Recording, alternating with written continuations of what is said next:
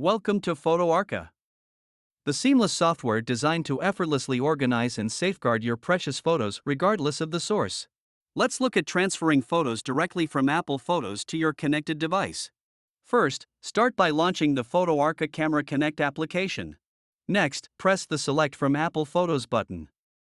This will open your Photos library. You can add using the Photos tab or Albums, whichever is easier for you.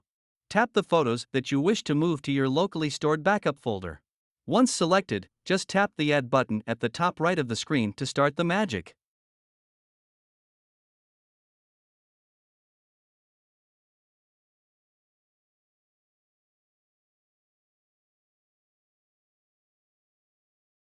Once the backup process has finished, you can see your backed up photos by clicking on the link, which will open the folder containing your photos.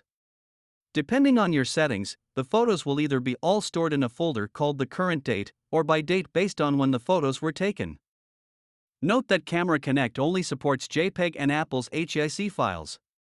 To back up other file formats such as RAW, TIFF or MP4 and MOV files, you will need to upgrade to the Camera Connect Pro version using the in-app purchase option.